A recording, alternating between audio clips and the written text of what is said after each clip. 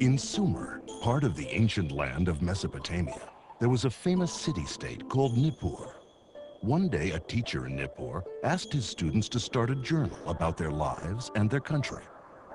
This is the story of one student, Nisaba, and her journal. Okay, here we go. Nisaba's journal, entry 1. Teacher wants us to write about our lives. What is my life like here in Sumer? I think I'll tell the story of my people from the very beginning. My grandfather knows all about it. He says the first thing we Sumerians did was get really good at farming. My ancestors used to make their living by hunting wild animals for food. They were constantly on the move following the herds. As they traveled, they would also gather wild berries, nuts, and greens to eat. But they often didn't know where their next meal would come from. It was a hard way to live. Then they discovered they could plant and harvest a kind of wheat they found growing wild. And they also found out how to tame wild goats and sheep and raise them for food. Grandfather calls that domestication. It meant they didn't have to hunt for food anymore. They could grow it themselves. And so my ancestors stopped wandering and stayed here. They discovered that food grows better here than almost anywhere else. That's because we're in a river valley, right between two rivers, in fact. Mesopotamia actually means land between the rivers. One river is the Tigris, and the other is the Euphrates. My grandfather says it's easy to grow food in our valley because the soil here is so fertile. And he says that is because of the mountains up north. It snows a lot up there in the winter. When the snow melts, all that water runs down into the valley and into the rivers. Then the rivers rise over their banks and flood the valley. And they dump a lot of really good dirt on the land. It's great for growing food in. So now we eat really well. We grow barley and wheat, lots of beans and fresh vegetables, and fruits like melons, dates, apples, figs, and grapes. Our animals give us milk, cheese, and meat, and there are always plenty of fish in the rivers. When my ancestors first started farming here, their biggest problem was never knowing when a flood might come and wash away their crops. Crops survived that. They might die in the summer when it's so hot and there's not enough water. But my people didn't give up. Instead, we actually invented a way to control the river. First, we learned how to build levees. Those are big piles of earth between the fields and the river. They're too tall for the river to get over, so they prevent the floods. Then we made gated ditches around the fields, and when the crops needed water in the summer, we would just open the gates and let some river water flow in.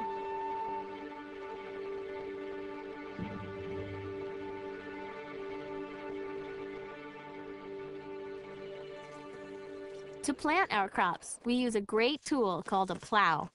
It's a Sumerian invention, and we use an ox to pull the plow, another of our great ideas. Some of our smartest people invented a calendar based on the moon and stars. My grandfather says nobody had ever thought of a way to measure time like that before. It helps us know when the floods will come. In our calendar, each year has 12 months, and each month has 30 days. Each month is represented by one of the constellations in the sky. They're called the zodiac. Our priests watch the zodiac to know which month it is. That way, they know when the floods from the mountains will arrive. We Sumerians also invented writing.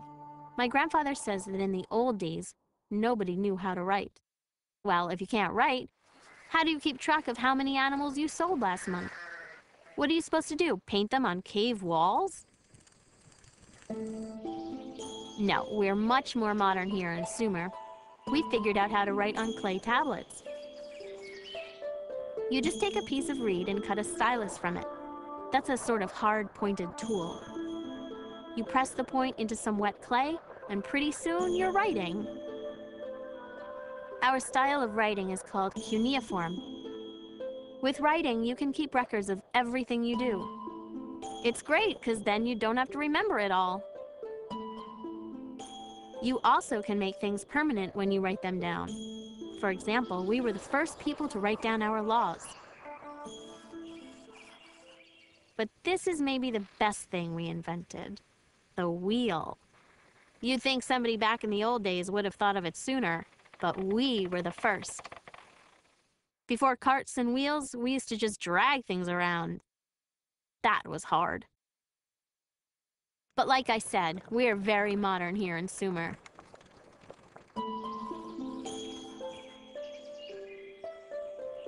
My grandfather says that in the old days, most everybody had to work at farming the land. But not anymore. We Sumerians got so good at growing food, some people could quit farming and let others grow enough for everybody.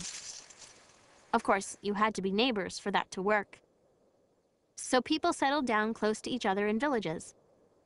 And the villages grew into city-states. Each city-state has its own king, and each one is sacred to one of the gods. My city-state is called Nippur. It's on the banks of the Euphrates River, and it's the most holy city in all of Sumer. Nippur is sacred to the god Enlil, our greatest god. His temple, the ziggurat, is right in the middle of the city. Our ziggurat is named Eduranki, which means the house binding heaven and earth. The ziggurat is a huge square building, sort of like a pyramid. It's made of several layers, or stories. As you go higher up, each story is smaller than the one below. The very top story is the temple, where the god lives. Around the ziggurat are houses where the wealthy people live, like priests and merchants, for instance. They live in two-story houses. Further away from the temple are one-story houses where shopkeepers and craftspeople live. And beyond them live the farmers and fishermen. All the land outside the city belongs to the city-state too, but most people live inside the city walls. We are very good at making bricks out of mud. That's a good thing because there's a lot of mud here. We gather a bunch of mud, pat it into square molds, and bake the mud bricks in the sun until they're dry. We use them to make all of our buildings. Here's my house. My family lives in one of the two-story houses close to the ziggurat. That's because my dad works for the king. My mom runs the house. Our slaves do the actual work, but my mom supervises them. They prepare meals, keep the house clean, and do other household chores. Mother also weaves beautiful cloth to make clothing. Her cloth is made of fine wool from our own sheep. She sells a lot of it to the traders' caravans. My younger sisters help my mom spin yarn and weave cloth. But I begged my dad to send me to tablet school. I'm learning to write so I can be a scribe. It's a really important job. There are a lot of other jobs in Sumer, like being a potter or a fisherman. Some people grind grain into flour and brew beer. Some are traders, and some just play music. Hey, that wouldn't be so bad. But it would be bad to be a slave. Some slaves were captured in war, and others became slaves because they owed money. They have to work for 3 years, often in the grain fields, and then they are set free.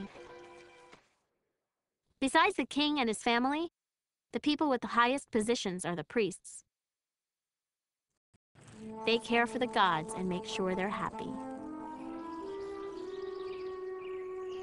That reminds me, I should write something about our religion. It plays a big part in our lives.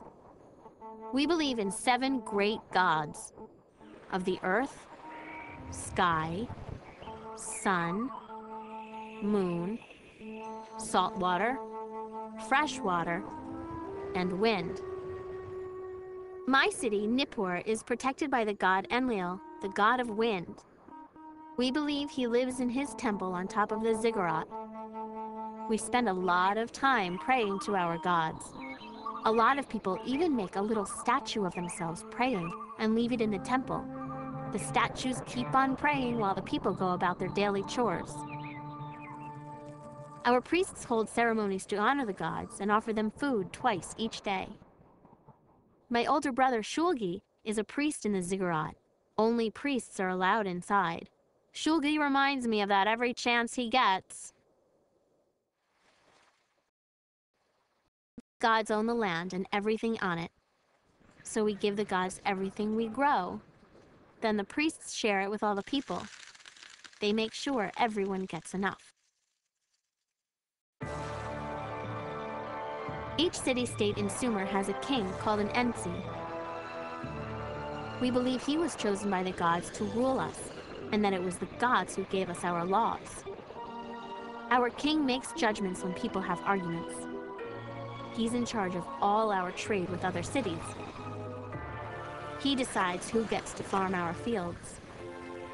And he makes sure the gods' temples are in good repair and that all the right offerings are made. He's got a whole lot to do. So obviously, he needs other people to help him do it. My dad is one of them, and of course my brother helps because he's a priest. Maybe I'll work there too when I'm older. Scribes keep records on clay tablets of everything that happens each year. The king and the priests all work in the ziggurat. It's full of offices and workrooms and storage spaces. To support the king and the priests, our people pay taxes throughout the year. Usually, it's something like a couple of sheep or bags of grain. But there are taxes on almost everything. We get taxed on the livestock we own and on the fish we catch. We even get taxed on our funerals. In our city, every man who is head of a household has to pay a tax called the burden. It's not the usual kind of tax. It's time, not goods. The men have to spend time working for the government, doing things that help or protect the city. For example, my uncle helped to harvest the barley crop. Other men have to go dig out the irrigation ditches to keep them clear. Our neighbor sent one of his slaves to do his work. My dad says you're not supposed to, but people do it if they can afford it. All the taxes go to the king. They pay for our army, which is pretty expensive, and also for repairs and improvements to our city. Grandfather always says, there are priests and there are kings, but the tax man is the one you should be afraid of. Well, that's my journal entry for today. I think it's a pretty good picture of who we Sumerians are and how we live.